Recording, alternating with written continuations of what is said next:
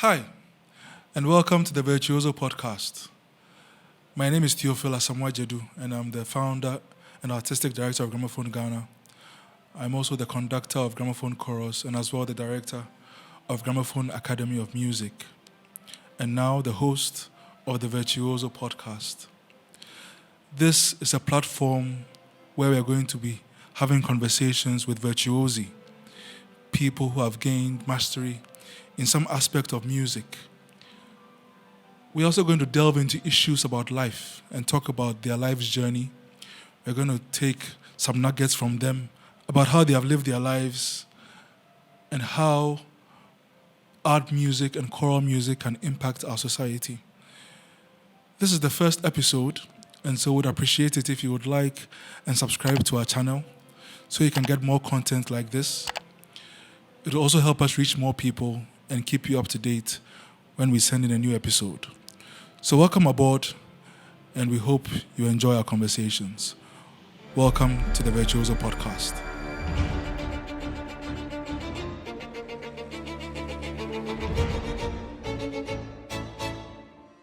Mr. James Varrick Armaah. Hello, sir. A big man. I'm Choral music, I'm big man. baby. Small man. A man in the making. Oh, we are so proud of you. Thank you. And thank you for doing this. And welcome to the Virtuoso Podcast. Thank you. We discussed it some months ago there. I wanted to have a conversation with you. And you graciously agreed to come. I'm glad to be here. Thank you very much. I also count it as an opportunity. I always don't take discussions about our industry for granted, so I am happy to be here. Thank you. So we just want to have a conversation around art music, choral music, church music, But this episode is special because this is our first episode. Oh, wow. And to have a stalwart like you. Am I not lucky?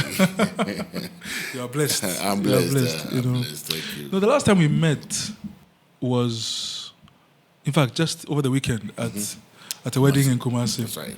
And we did a few songs together.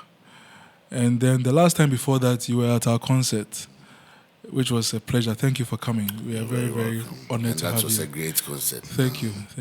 Yeah. But the time before that we met face to face was at the launch of your book, Varrick Collections. Is that what it's called? That was last year. The fourth edition. Yes, the fourth edition. Yes. And I was in the audience, and as I sat down to witness the concert, I looked at a number of people that were there and the caliber of people that were there to celebrate you. One thing that came to mind was, Proverbs 22:29, which says, "Seest thou a man diligent in his work? He will stand before kings." Amen. And not mere men. Amen. And, you've been diligent, you've been consistent with your work, and it's been something that we are so pleased to see. Thank you. Thank you. And I'm happy to see some of you take up a lot of roles and also building very strong institutions. And so it makes us feel that the work is not one in vain. We are not alone. Yeah. We have people working or believing in what we are doing. Yeah. So I find it very happy when I see people doing what you are doing. Yeah. So keep it up. Thank you very much. So, James Varrick Armaah. As for James, I know James was a disciple of Jesus, and Armaah is probably your family name. But yes. The Varrick, I've always wondered, where is this Varrick from? Okay. Originally, I happen to be a Fanti, or let's say a Futu. I was born in Winneba, bred, Ted, whatever in Winneba. My grandfather is a full Winnebarian, 100%. Okay. And my grandmother is half Winnebarian and half from Gomoa, France. We call it Gomoa Las Palmas. So I happen to be from a number of places. My father is Ga originally, and also from a part of Central Region. Oh, okay. But they relocated even before my father was born. So I think I count myself 100% Efutu. I'm a Winnibarian, and I'm a proud one at that. And I was named James Varrick Armaah. The Varrick, if you know a bit about church history, the founder of the AME Zion Church, the African Methodist Episcopal Zion, that's the first slave church or black church in the world. It's called James Varrick. He's a black man. Oh, okay. He's James Varrick. So if you go to New York, the last time I was on the street and I saw James Varrick Street, it's a man. The only difference between his and mine is that I think at a point I got the spelling wrong. Okay. It's just one R. Mine is double R. Okay. But it's still the same name. It's James Varrick, the founder of the AME Zion Church. And so, in essence, they were thinking that I could also be a priest. Maybe I'm a founder of something. A founder of music. Yeah, no, but you're a priest. You're a priest. You're a priest of music. I'm a low priest. Yeah. Oh, okay. So you are of the AME Zion denomination. Yes, my mother is 100% AME Zion. Okay. And my father, originally a Methodist, and followed my mom to the AME Zion Church. So I was born into the AME Zion Church, but I had a privilege to be everywhere because my grandfather was Catholic as well. And the family was split. We have the AME Zion people, we have the Methodist people. So I count myself very blessed. I had the opportunity to go anywhere. Could go to the Methodist church, and especially when I started playing the keyboard, I was everywhere. And a typical Sunday, I'll be playing for about 4 churches in Winneba. So this is my story. Okay, that's amazing. So you've spoken about Winneba. If you can tell me about that background, your childhood, some people spend their time playing football, other people maybe went fishing because you were in Winneba. If you know Winneba quite well, Winneba itself is split between the, let's say they call it the estate or whatever, and then the fishing communities. So a lot of us who grew up from the other side can't even, I couldn't speak the language until I came to Accra. I learned Efutu here in Accra. Oh, I see. At the University of Ghana. That's where I met a lot of my people from Winneba. And when they had to disguise and speak another language, they had to speak Efutu. So that's where I had to learn. Okay. But when I was in Winneba, no, not at all. I considered myself as a Fanti, and that's the problem we have in Winneba. So growing up, I was born in a suburb called Kojoberu. It's a very vibrant area, and I grew up around a lot of people. It was a big family house. My grandmother and my grandfather, and my maternal grandparents, and funny enough, they were all teachers. They were like educationists. My grandfather was my head teacher through primary to GSS, and my grandmother too was a head teacher in another school. And because of my uncles a lot of them being out of the country and out of Winneba, their children, and they were all being taken care of by these grandparents. So we lived in a very big compound house with a lot of people. Unity. Oh, it was fun to grow up. Music was not a much bigger thing in that house per se. I know they all loved music. Used to play Sunday morning piano classes, Unique FM, that radio GAR. They used to play hours with the masters. I used to listen to that. We used to watch church bells and all those things, but not too big in the house. But I loved music. I knew that I loved music so much that I used to disturb a lot of musicians whenever we went to church. So I think, but on record, my grandfather was a chorister. Okay.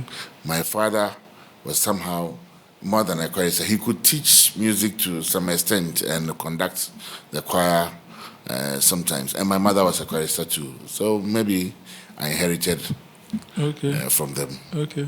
Okay. Oh, okay. And you attended primary school in Winneba? Yes. Was there any music there? Oh, yeah. I started basic education in, if you know Winneba, we used to have two specialist training colleges, the Advanced Teacher Training College and then the Specialist Training College. The two of them now together forms the University of Education. Okay. And so they had different, ATTC, Advanced Teacher Training College, is currently the South Campus. And the North Campus is Specialist Training College. So I used to attend school at Advanced Teacher Training College. My mother used to work there. So I was there. And so my mother moved to Gomapotin to work with Ahmadiyya Secondary School, Ahmadiyya Secondary School as a librarian. And then I had to move to my grandparents' place. I had to change school to the STC, which is the University Practice Not today. And that's where I completed. And I said my grandfather was my headmaster. Oh, okay. Who refused me admission in primary school. You are kidding me. He said we didn't tell him early, so there was no admission. Then I had to wait for a year before. That was a principled man. Yeah, he was a very strong man. Yeah, he was. I think I'm taller than he is, but he was very heavy. Had the So today, imposing presence. I'm winning, but so I must stand up and so that's it. Basically. Okay, that's interesting. What were your earliest musical influences? Because you said your grandfather was a choir master, and your mother was a chorister, and so on. I think church, because we used to go to church, and every time, I love the songs that the choir sings. I mean, every group in the church, every song that comes from the church, I loved it, and I remember we would go back home and mimic whatever happens in church. And my big brother would put some cloth on his shoulder, dressed like a choir master. And then somehow we'll be playing the conga, and I'll be playing the organ like this. It was interesting. And so I knew right from beginning that I was in love with the instrument, but how to learn it was going to be a problem. As for influences, I had a lot. I've been privileged to see a lot of musicians. Growing up, Winneba was like a heaven of music. You hear big names. I mean, we didn't really have radio stations and social media, but you still hear about them. You hear Mensah Sefi talk about Adrian Geni, we call him Joe Finger. Reverend Info, who is now a Methodist priest and Reverend Minister of the Methodist Church, Ghana, and a number of names, and also because of the university, then it was the National Academy of Music. So a lot of people came to that school, and I met a lot of them, very influential people. Maybe that's just my luck. Yeah. But what do you think it is about Winneba? Because when I look at the number of musicians that have come out of there, recently I was at a funeral in Winneba, and I didn't know the choir that was there. So I sat down in the congregation. Before the service began, I heard the organ play, and out came some voices. So I checked the program and I saw Winneba Youth Choir, and I was thinking to myself, they are amazing. And so I asked myself, what is it about Winneba that they're able to get such good musicians? I think the people in Winneba love music. They love music so much, I know. And even their traditional music. And the traditional music is very strong because of the festivities that Boache. Everybody in Winneba sings. Okay. And even during funerals, you meet the men, what the Francis say, Grazi. Okay. I think it's a ritual they have to do. They carry some stuff on the street before the funeral.